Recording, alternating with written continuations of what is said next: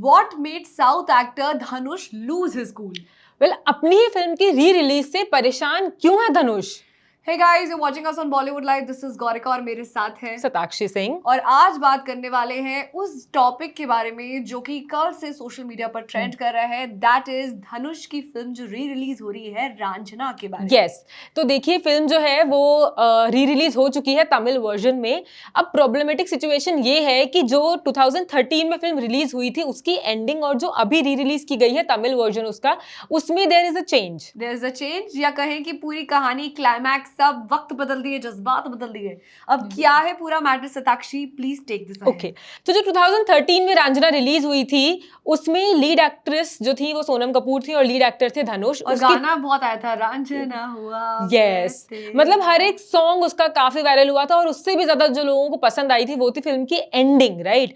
तो एंडिंग में ये होता है कि जो धनुष है वो उनकी डेथ हो जाती है और ये एंडिंग दिखाई गई है। सैड एंडिंग थी बट काफी काफी इमोशनल थी यार। Yes. बहुत इम्पैक्टफुल भी थी। यस, और इवन बहुत प्यारी सी लाइन के साथ उसको एंड किया गया था। बट जो री रिलीज हुई है पिक्चर तमिल वर्जन में उसमें एक एआई एंडिंग दी गई है जिसमें जो धनुष है वो मरते नहीं है एक्चुअली।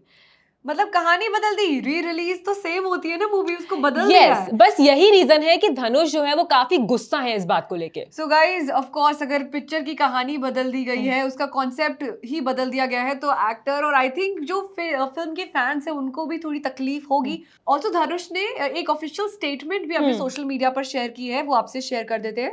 उन्होंने लिखा है, the re release of Raanjhanaa with an AI altered climax has completely disturbed me. This alternate ending has stripped the film of its very soul, and the concerned parties went ahead with it despite my clear objection. This is not the film I committed to 12 years ago. Which clearly shows कि वो कितने ज़्यादा disappointed। वो कह रहे हैं कि threatens the integrity of storytelling and the legacy of cinema. सो इस मैसेज से ये क्लियर कन्वे होता नजर आ रहा है कि Dhanush is actually very much upset with re release जिसमें AI वर्जन डाला गया है। ऑल्सो उन्होंने एक जेनरिक फॉर्मेट में ऐसा कह दिया है कि भैया सिनेमा की लेगेसी को खराब कर रहा है AI इन्वॉल्वमेंट। देखिए AI कहीं ना कहीं देखिए हेल्प तो है, एडवांटेजेस है, बट जिस तरीके से उसको यूज किया जा रहा है, जिस तरीके से स्टोरी टेलिंग ही बदल दी जा रही है, that is a bit concerning. देखिए अपसेट होने का रीजन ये भी है क्योंकि जब एक्टर के पास, जब एक्टर कोई स्टोरी को साइन करते हैं तो उसकी वो पहले स्क्रिप्ट पढ़ते हैं, पूरी स्टोरी जानते हैं।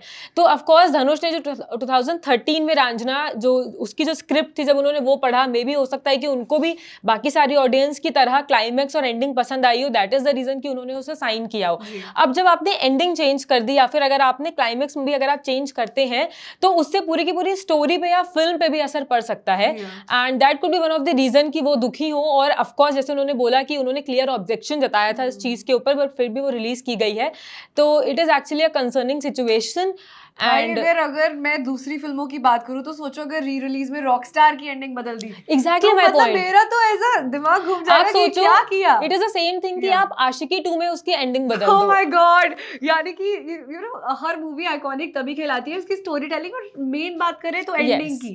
तो क्लाइमैक्स ही इस तरीके से अगर चेंज हो सकता है, होगा आगे जाके, तो ये तो बहुत कंसर्निंग बात है। And I don't think so it is fair for the writers also, क्योंकि राइटर्स जब किसी चीज को लिखते हैं तो एक पूरे सोच के साथ फर्स्ट से लेकर के एंड तक वो पूरा सोच लेते हैं और उसके बाद वो उसको पेन डाउन करते हैं।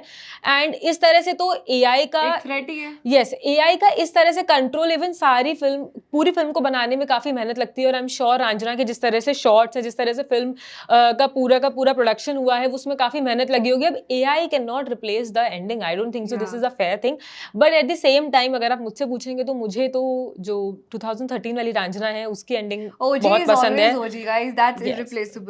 Also guys, अब हमें आपके व्यू पॉइंट जानने हैं कि अगर री रिलीज में ऐसे ट्वीक किया जा सकता है, AI से जुड़ी चीजों को लाकर एंडिंग ही बदल दी जा रही है, तो इस पर आपका क्या ओपिनियन है? And how do you see AI in terms of cinema and other things also? Do let us know in the comment section and stay tuned to Bollywood Live for more such updates.